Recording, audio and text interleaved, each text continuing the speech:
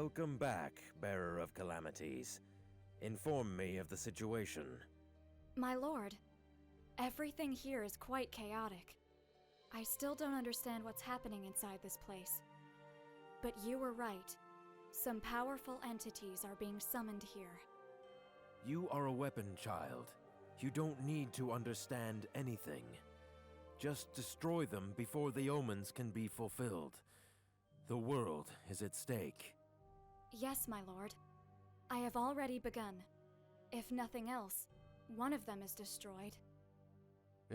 Romy, could you give us a little more information on what's happening outside?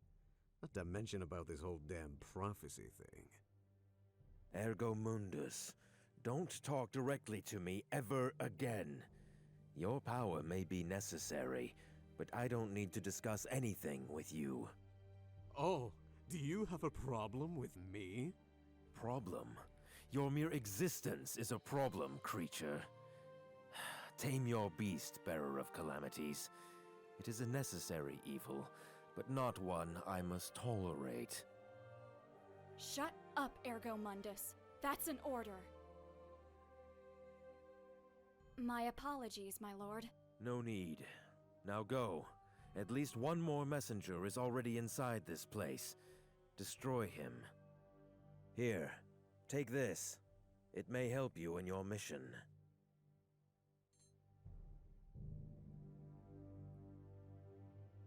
There is no time to talk.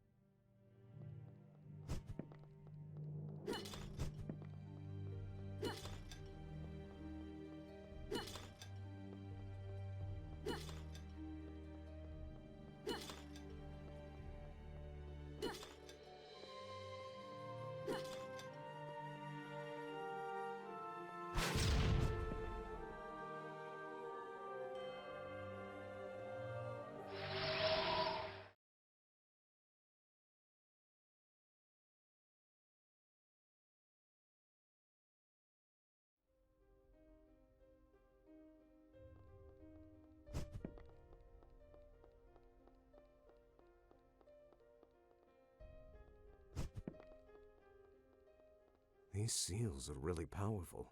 I don't think that we can open...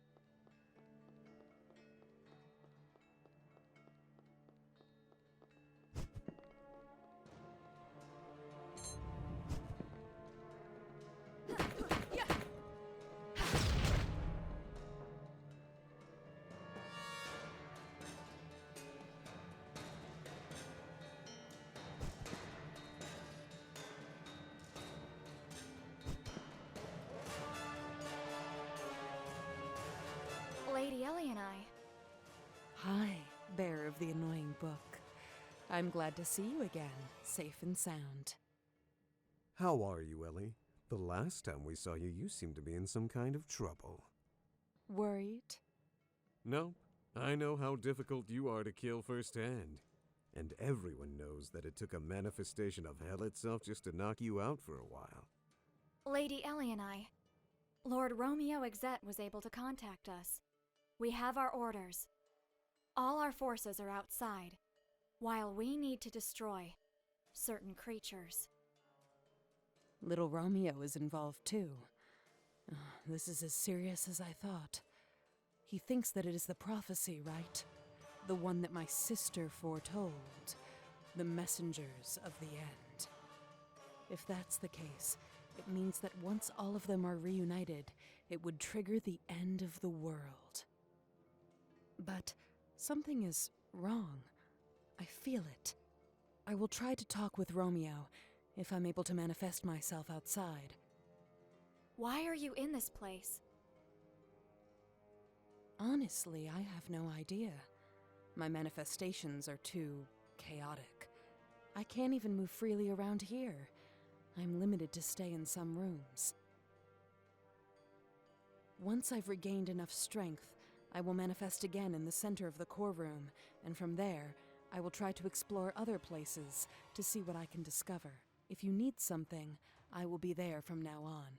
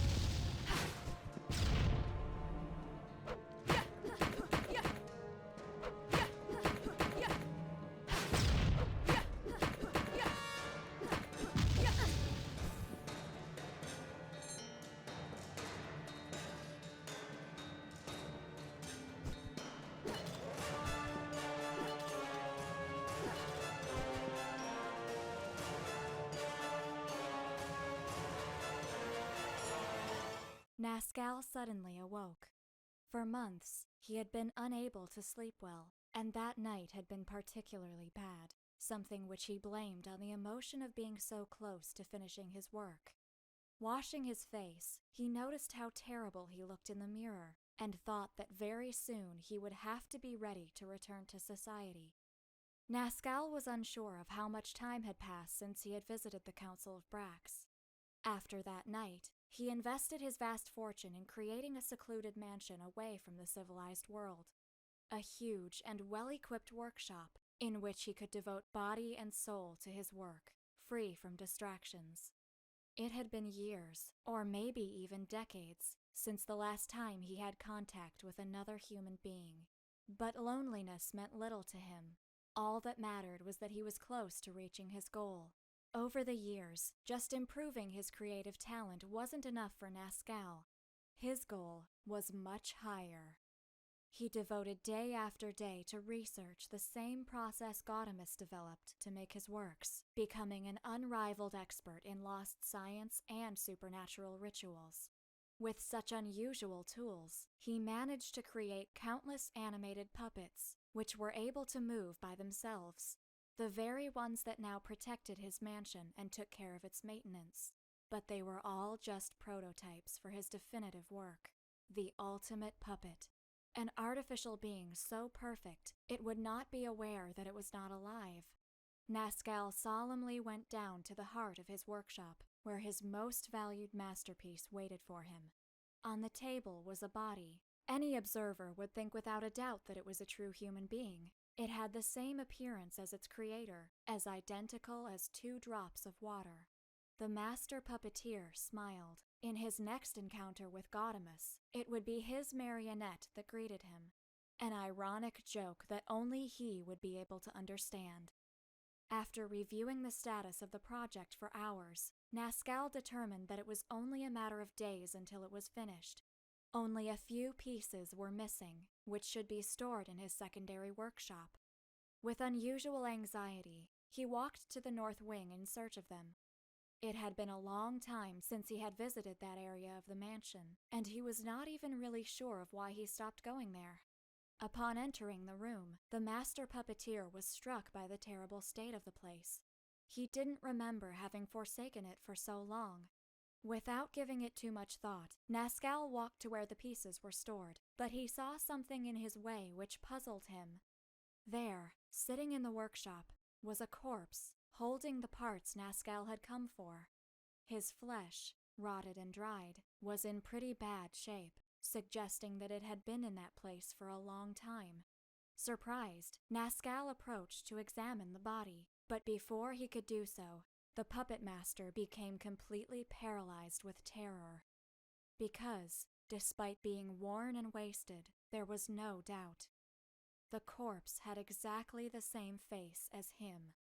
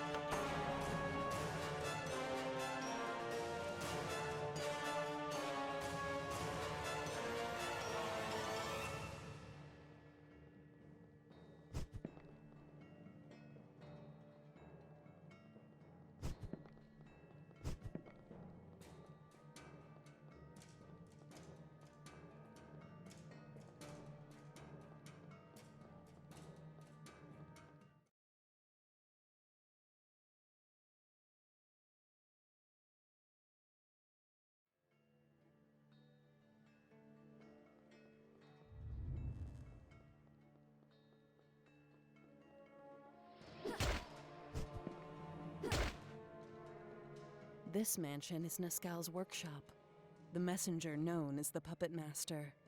In this place, he created countless masterworks and destroyed countless lives in the name of his art. Such genius, wasted by madness. I think that somewhere in the mansion, there was a picture of my sister titled Grimoire. It seems that we are really popular in Arcane.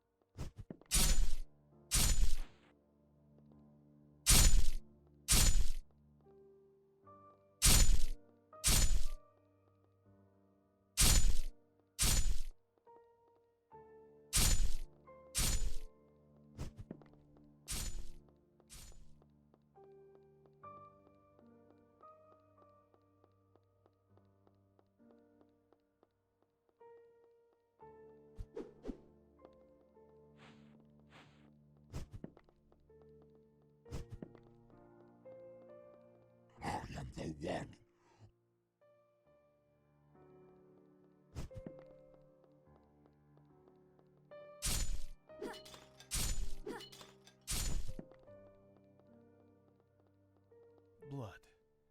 Blood. I am sorry, World Walkers.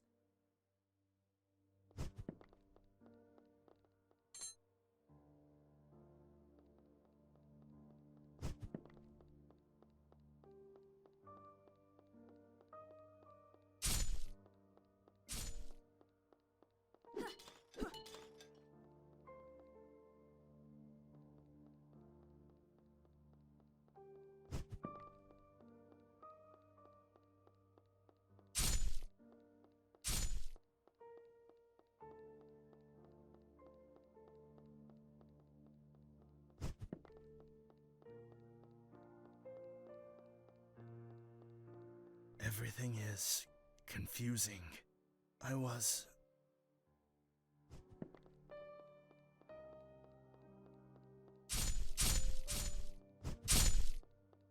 I'm just a merchant, and if I had a name, I do not remember it now.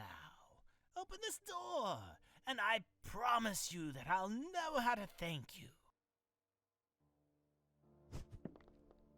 The secrets.